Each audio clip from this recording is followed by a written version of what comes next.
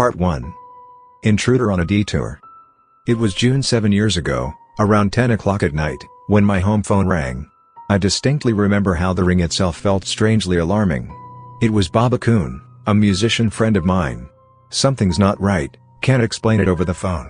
Sorry it's so late, but I need you to come see for yourself," he said.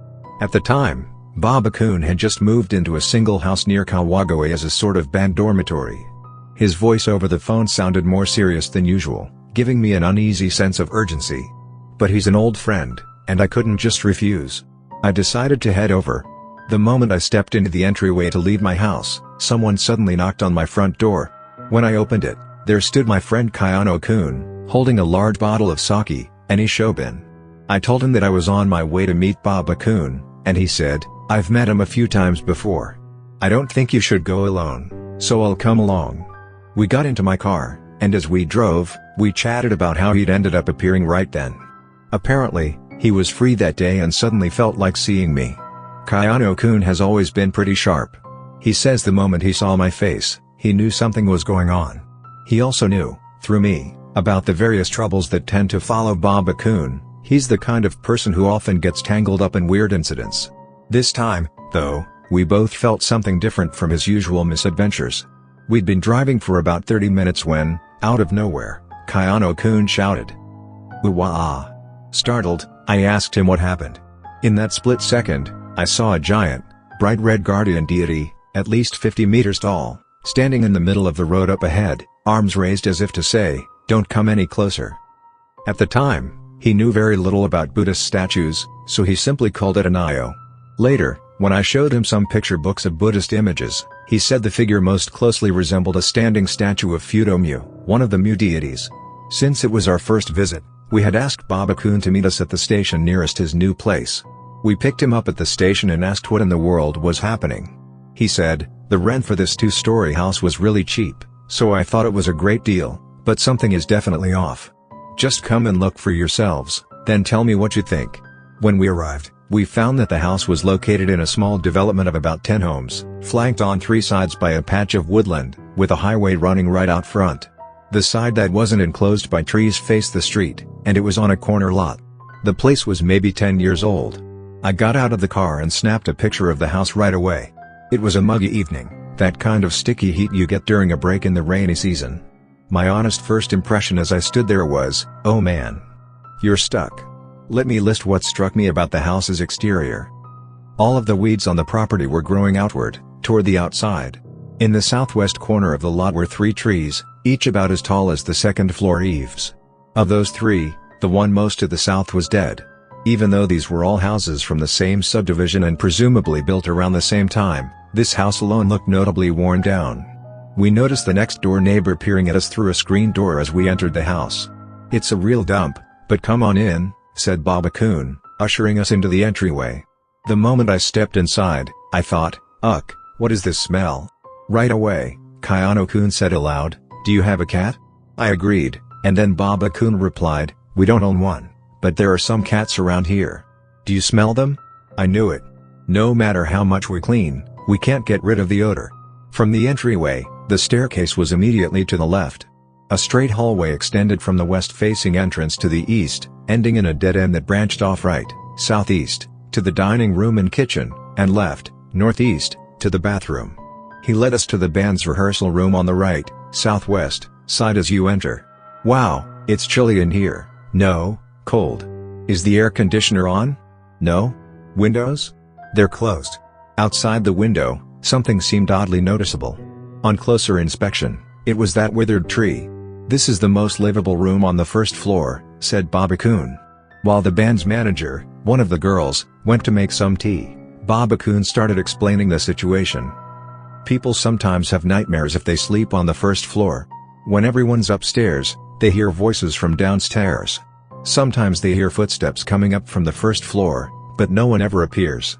When they moved in, they found a full set of golf clubs in a carrying case left in the closet. Nobody wants to go into the kitchen." He then told us about an incident involving a cat. "Yesterday, I was upstairs when I heard a noise downstairs, so I figured someone who'd gone shopping had come back. I went down to check, and the front door was open, but nobody was there. When I looked around, I realized a neighbor's cat had slipped in. But the thing just wouldn't let me catch it. Whenever I'd grab hold, it'd scratch the hell out of me. See these claw marks? So I opened a window, thinking I'd let it out that way. But after chasing it around, it completely ignored the window. Eventually, the cat ran toward the front door. Great, it's leaving, I thought, but then it did something weird. As soon as it reached the entry, it suddenly froze and spun around like it had just bumped into something terrifying. Then it bolted right past me, dashed up the stairs, and escaped over the roof through a second-floor window. But the thing is, that reaction in the entryway was just bizarre. It was like it saw something horrifying right in front of it, and panicked so badly that being chased by me was the lesser evil. After hearing his story, Kayano-kun commented, "Maybe the cat was under someone else's control." Throughout this conversation, I kept feeling as if a cat was wandering back and forth in the hallway. "It's probably just a coincidence that the cat acted that way," I said. "But it does feel like a cat that doesn't actually exist is prowling around, doesn't it?" No sooner had I said that than Kayano-kun said, "Yeah, I thought I saw a shadow flicker down the hallway just now," and we agreed on that point. However, his earlier comment, "The cat may have been under someone's control," was the more important takeaway. I wanted to make use of his intuitive gifts, so I asked him, "But the cat's not the main culprit, right? Shall we go look at the kitchen?" He answered, "No, let's not. I'm off the day after tomorrow, so let's come back here in daylight." After hearing a bit more from Baba-kun and listening to a demo of his new song, we decided not to set foot in the kitchen. We left around 2 in the morning. I dropped off Kayano-kun and went home. Huh? I feel someone's presence in my younger brother's room, but nobody's supposed to be there. I turned on the light and checked. Of course, no one was there. So they followed me, I thought. I concentrated and silently commanded, "Don't you dare come in." Once I sensed the presence vanish, I went to bed. Bright and early the next day, I took the film in to be developed. It would be ready by evening. When I got to work, there was a message from my younger brother, Daisuke. "I'm coming home tonight, and I'm bringing a friend. Please buy some sake." He usually rented a place near his workplace since it was far away, but about once a month he'd come back home to switch out clothes. On my way home from work, I picked up the finished prints. First, I checked the negatives for any processing errors or light leaks, then I looked carefully at each photo. The dead tree stood out so much it was unsettling, and a few shots gave me a distinct feeling of unease. Then, in one of the pictures, I noticed a tiny red point of light, like the glow of a miniature bulb, on top of the concrete wall at the southwest corner of the property. It didn't appear in any of the other shots from the same angle, just that one. It was clearly on the negative, too, so this wasn't a lab error or any kind of physical flaw. Red usually indicates negative energy. A small point of light often means a powerful spirit, judging by the color. My conclusion was, this is a curse. Right around when I finished going through the photos, Daisuke showed up with his friend, Enomoto-kun. As I started to put the photos away, they asked, "What's all that?" I replied, Ghosts. I guess. Really? Let me see. A haunted house? Soon, Enomoto-kun, who had been watching Daisuke and me talk, leaned forward. "Could I have a look, please?" While he flipped through the pictures, Daisuke explained a bit about him. They were both in their high school kendo club, but it turns out Enomoto-kun has strong spiritual sensitivity and, because of that, does part-time work at a Shingon Buddhist temple, a pretty unusual guy. He said, "When you see something red like this, sometimes it can mean divine punishment. And this is pretty strong. I don't want to say anything careless, so could I borrow these for a couple of days? I'd like to show them to my teacher. If I do it, it won't cost anything." Because I still had the negatives, I could always make duplicates for Kayano-kun later. So I gave Enomoto-kun that particular print and a few others for reference. He ended up staying late that night, drinking, and spent the night at our place. The next morning, Daisuke said he was curious about the place and wanted to go with me and Kayano-kun. "I'm off tomorrow, so I'll come too," he said. "Dude, that's dangerous. You could get possessed," I told him. "Maybe I'm less susceptible because of my martial arts background, but stuff like that doesn't scare me," Daisuke replied. At noon, as promised, we met up with Kayano-kun, and the three of us headed to House B, i.e., Baba-kun's. I was still worried about that phantom cat, so I made a stop to buy a packet of dried bonito flakes. When we arrived, the band was in the middle of a rehearsal, which they said would wrap up soon. We decided to look around the outside of the house while we waited. It seemed the surrounding woodland had been cleared to create a small housing development. There were older farmhouses scattered around here and there. I don't see why they had to cut down trees in this area. There's farmland they could have used, I thought, growing increasingly curious about the history of the land. As we wandered around, I sensed water somewhere, a pond, a well, or maybe just a pool of standing water. I couldn't pinpoint the location, but I was certain there was water nearby. After a short while, the house went quiet, and one of the girls, Funai-san, came outside to call us in. Once inside, the first thing I did was borrow 2 plates. In one, I poured some water, on the other, I piled the dried bonito flakes. I set them at the foot of the stairs, which I felt had the strongest cat presence.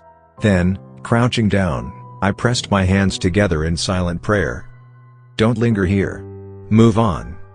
About 5 minutes later, we were back in the rehearsal room, drinking tea, when we heard a meow from the hallway. That cat again? Said Baba-kun, standing up for a look. It's probably after the bonito flakes. But he returned scratching his head. Weird. It's gone. I'm sure I heard it just now. We went back to our idle chatter, and after that, the cat presence completely vanished. But apparently this little cat memorial had poked at the real problem. Now, the 3 of us headed to the kitchen. The dining kitchen area was about 6 tatami mats in size. Nobody actually ate there, so there was no table or furniture, making the space feel wide open. First, we started taking photos. Huh? What's that? Up near the top of a pillar, the remains of some paper, torn off scraps of something, were still stuck in place. They must have been peeled away sloppily, so they were ragged, leaving the middle part behind. The paper was yellowed with age, and it wasn't just in one spot. The same thing was in multiple places around the room. Probably talismans that had once sealed something here. But they'd been ripped.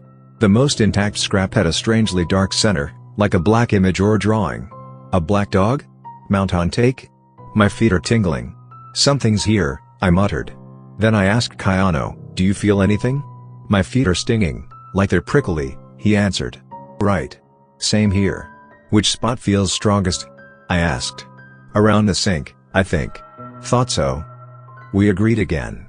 Up till then, my brother Daisuke had stayed silent, but now he spoke up. There's a lot of killing intent here. If I close my eyes, I feel like someone's about to come at me with a blade. Plus, my old back injuries started hurting again.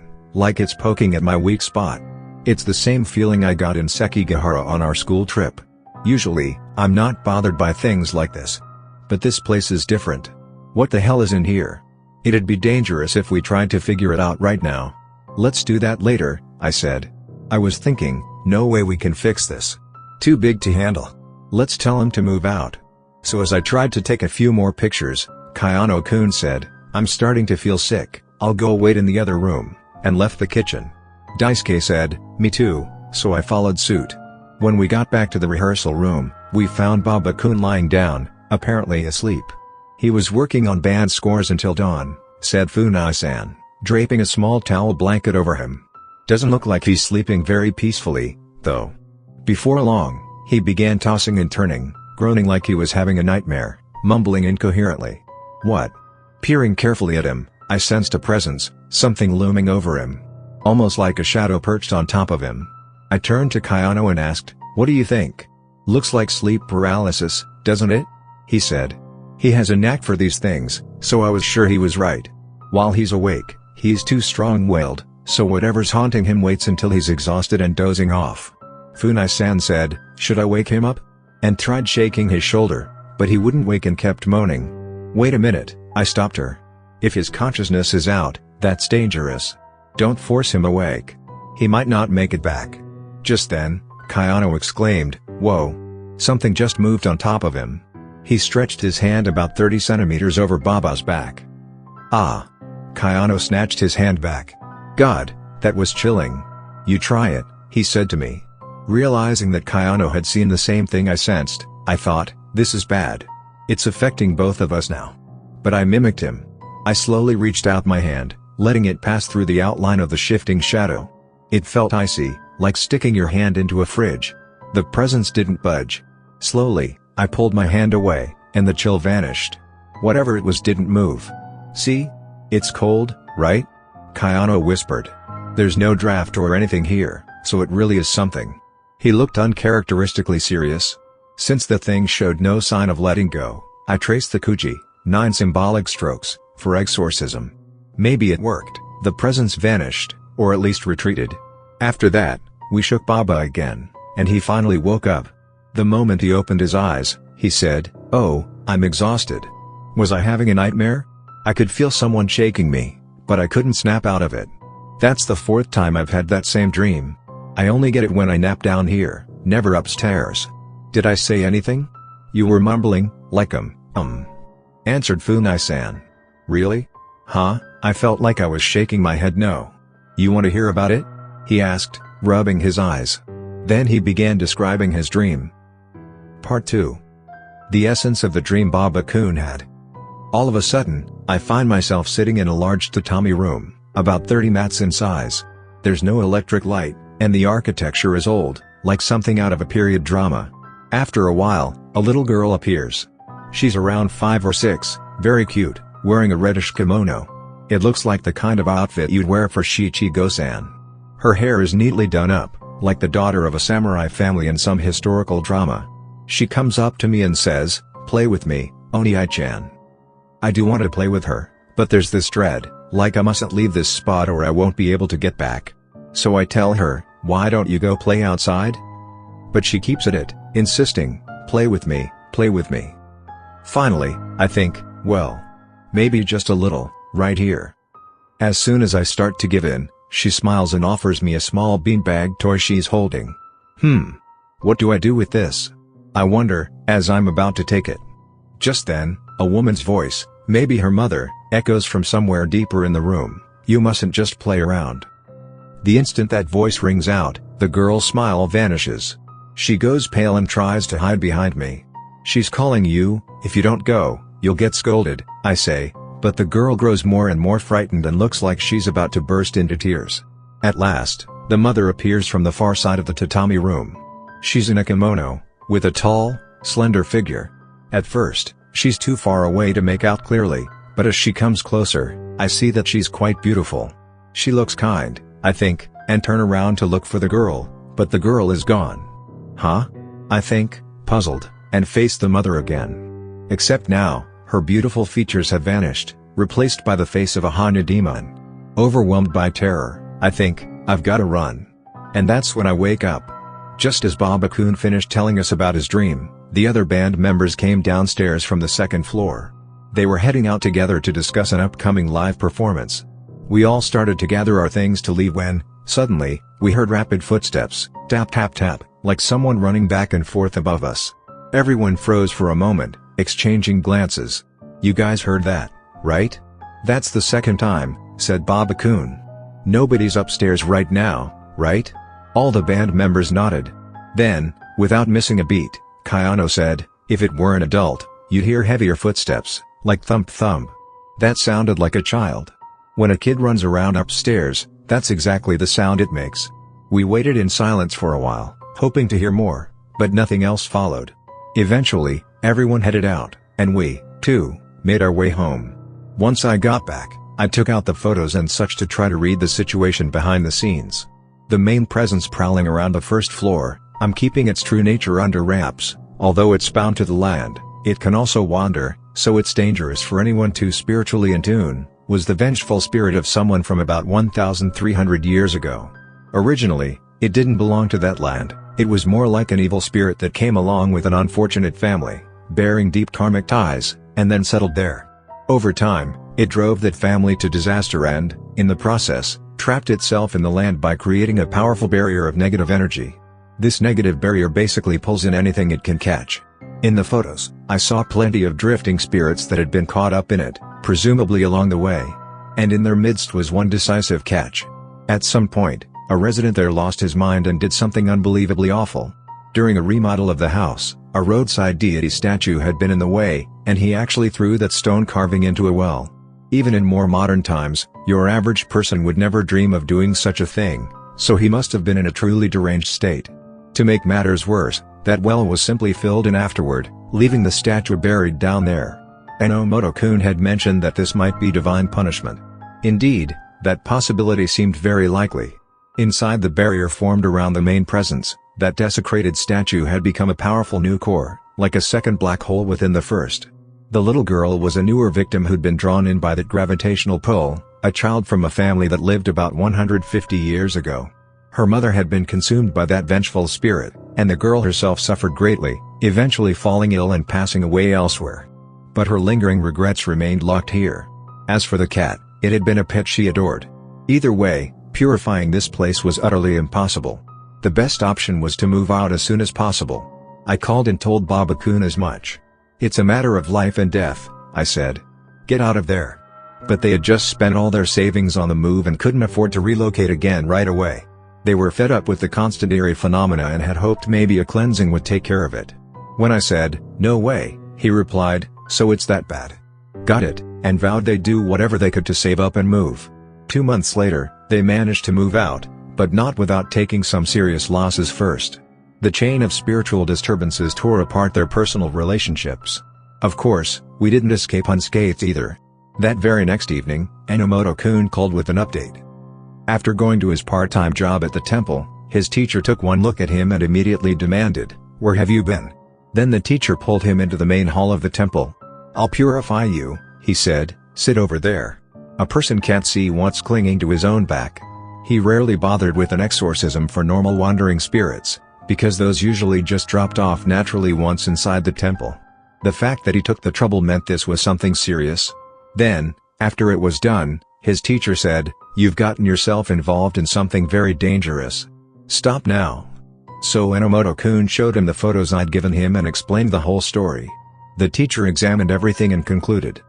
The Jesus-ama, the stone carving, was cast away without a proper ritual to remove its spirit, and it remains buried in mud above a running channel of groundwater. This has brought divine punishment upon the land, and over time that punishment reversed into a nesting place for vengeful spirits. Also, there was a gruesome murder at some point, creating an intense karmic tie of violence. If I merely focus my mind there, that vengeful spirit comes at me like it's going to cut me down. There's a room in the house with talismans posted, but they're ineffective. Maybe, if someone was prepared to stake their life on a confrontation, they could deal with the vengeful spirit. But there's no way to remedy the divine punishment. There's nothing to be done. Let sleeping gods lie. The best advice is to walk away before it costs someone their life. Even Japan's greatest exorcists would find it impossible in its current state. If the entire area were dug up and reconsecrated, then maybe you'd see a slim possibility. But there's no good reason to risk your life for something like that. Besides, the original cause is older than Japanese recorded history. There's no need for you to investigate that. Some places are simply like this, stay away from them. Still, there must be some karmic link that drew them there. For outsiders, you might say it's an educational experience, but for the residents, it's practically a death sentence. If they don't realize the causes within themselves, they'll just attract another similar location in the future. When they do move, they should sprinkle purifying salt on all their belongings, and then go for an exorcism as soon as possible. This was basically a warning that if people valued their lives, they needed to sever all ties with that place. Enomoto-kun also shared his personal take on the matter with me. I passed it all on to Kayano. We agreed we shouldn't go back there. Yet, in reality, we ended up making one more trip about a week later when another problem arose. For now, though, we had to deal with the negative after effects we were experiencing. The most frequent phenomenon at my own home involved my brother Daisuke's room. We'd sense a presence there when no one was inside. On a couple of occasions, we heard soft, whispery voices. Anytime I turned on a light or mentally commanded, "Leave," it would vanish. This happened once or twice a week. Meanwhile, when I did my spiritual practice, chanting sutras, I'd sometimes feel a presence behind me, one that made my skin crawl. Probably one of the lesser spirits attached to the main presence. If I kept my focus and continued chanting, it would eventually disappear. My only aim was to make it leave. I never tried to purify it, because that might provoke a chain reaction. One after another, more of them would appear, and I'd risk direct contact with the main presence.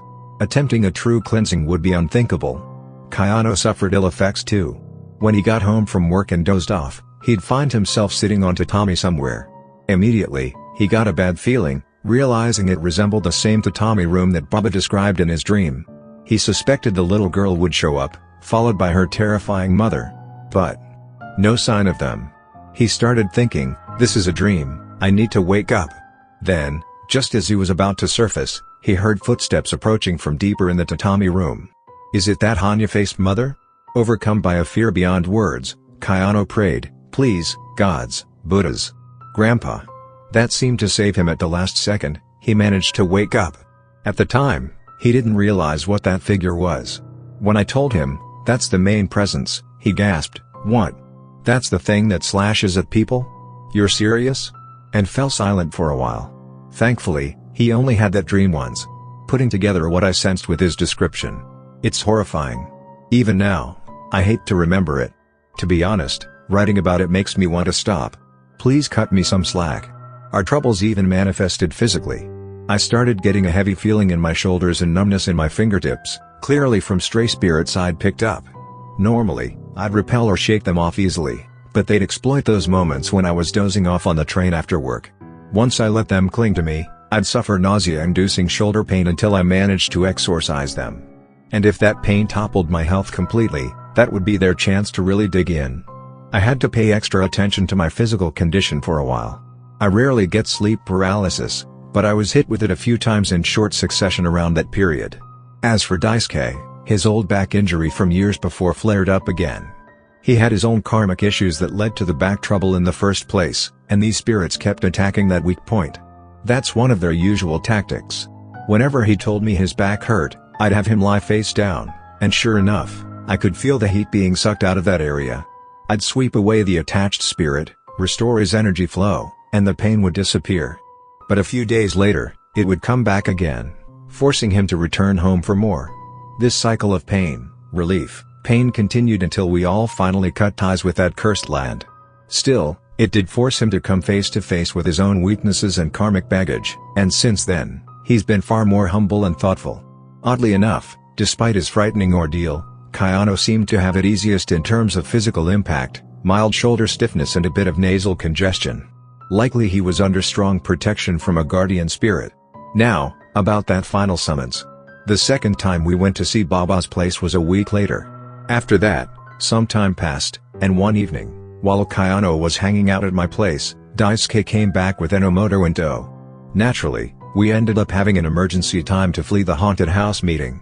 We concluded that once we managed to pull away from that place, we needed to banish all traces of it from our lives for good. We decided, right, that's it, no more involvement. Just then, the phone rang. It was Baba. "Everything's getting worse. You guys have gotta come right now. The house is getting really weird, and the band's about to break up." We were all set to refuse, but Baba begged us, desperately. It was impossible to say no. So Kayano and I ended up going. Daisuke and Enomoto stayed behind to be on standby in case something happened. Before we left, Enomoto warned us. "I see something, a very dangerous presence, but it's easy to mistake for something else. If I tell you what it is now, it might be even riskier because you could let your guard down when you see other similar things. You'll know it the instant you actually see it. It doesn't move, just sits there. Be careful. Oh yeah, here's a very powerful charm. Let me lend it to you." Whatever this presence was, I had no clue. Kayano took the charm, and I showered and cleared my mind. Then we set out around 9 p.m. I feel like that land is literally calling us, beckoning us like, come, come. Maybe Baba himself is already caught in its thrall, just a puppet drawing us in, I muttered as I drove, extra cautious. Kayano, in the passenger seat, stayed silent and alert, occasionally offering tips. It felt like we both had our hands on the wheel. The closer we got to Baba's, the more tension filled the air. Kayano put it this way. Storming into enemy territory in a movie might feel exciting, but it's not the same. I mean, my spine's crawling, and my nerves are like guitar strings tuned way too tight. I've got goosebumps that won't quit. We were only a couple minutes away from the place when, road closed. A construction sign directed us to detour. Ugh, seriously? Why now? Kayano complained. But these kinds of obstacles always show up at times like this. The detour map showed a U-shaped route, so I turned right and followed the signs. Up ahead was an intersection, matching the map. We turned left, then planned to turn left again, which should have brought us back to the main road. After about 300 meters, the pavement ended, replaced by gravel. Uh-oh, this doesn't look good, I muttered. But soon, the road was paved again. Just as we exhaled a tiny sigh of relief, we noticed a white car pulled over on the shoulder. A terrible sense of foreboding washed over me, so I slowed to a crawl. It only grew stronger. I don't like this. Let's turn back, I said, and Kayano agreed. But the road was too narrow for a U-turn. The space by that white car might be big enough, though. I crept forward until we were about 4 or 5 meters behind it and flashed my high beams at it. It looked like a junker. The windshield was smashed, and vines were wrapped all around it. A shiver ran down my spine.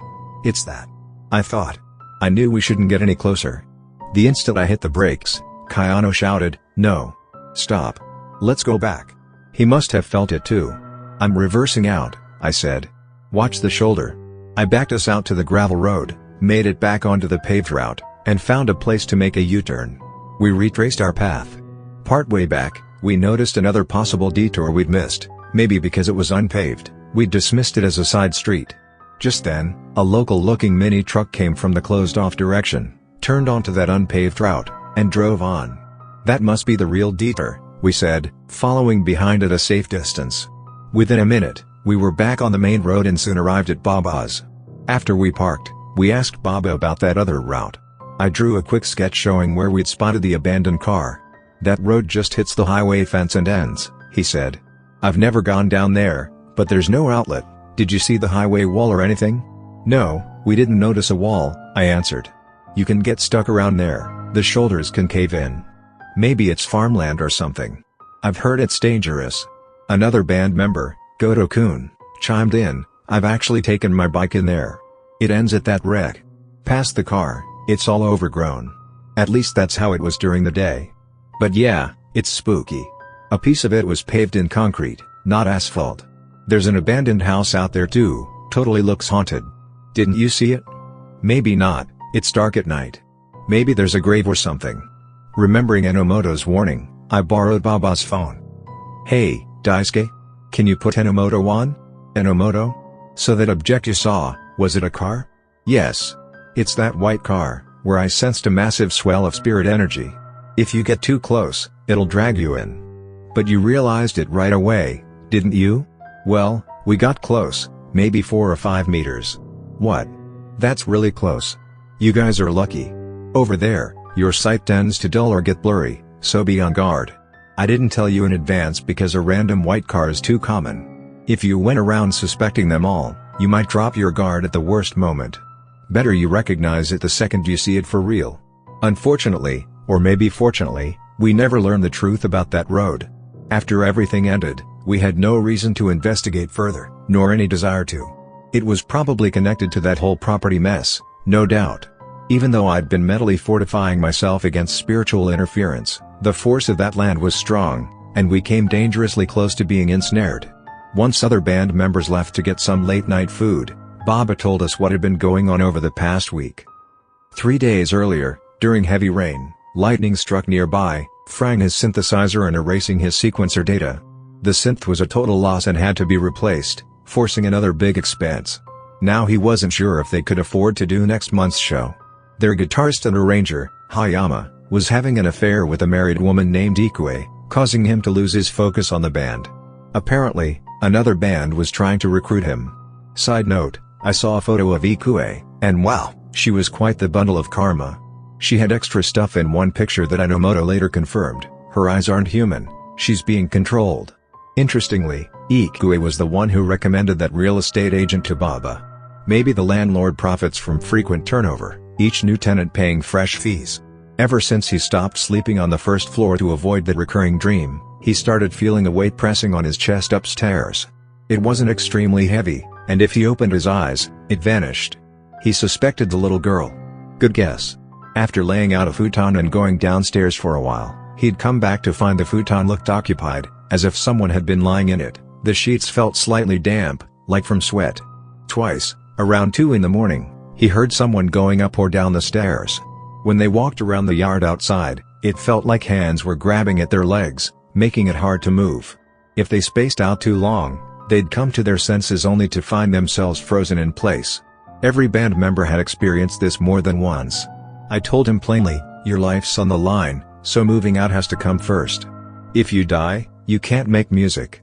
As long as you stay here, everything will go wrong. I won't be coming back, either. If I do, it might be game over." The next time we meet will be at the exorcism, okay? For the next half hour, we gave him every tip we could think of about relocating safely, then left. As we pulled away, I paused about 10 meters from the house and traced a final 9-symbol exorcism. Glancing back, I saw the dead tree swaying eerily back and forth. Within 2 months, they escaped, ran away, basically. They apparently had to take on some debt, but at least they got out alive. The band itself, however, did not survive. Hayama joined another group, while Baba and their bassist, Goto, started putting together a new band. One lingering question: only Hayama and Ikue declined the cleansing ritual we arranged for everyone else. They went somewhere else, apparently a shrine, for their purification. I never heard how things turned out, but at least there were no rumors of tragedy, so presumably they're still alive. The main issue is whether Ikue ends up consuming Hayama, so to speak. Namu Amida Butsu. End. Even after people read this story, sometimes they'll notice more wandering spirits around them for a while. But that's usually unrelated. If you simply focus on yourself instead of on them, it's easy to sever the connection. In other words, if you don't pay attention to them, they fade away. Still, for those who are easily spooked, here's a little charm. It helps strengthen your mental resolve. Recite or silently affirm the following words 3 times, focusing on them intently. Gyate Gyate, Hara Gyate, Haraso Gyate, Boji Sawaka.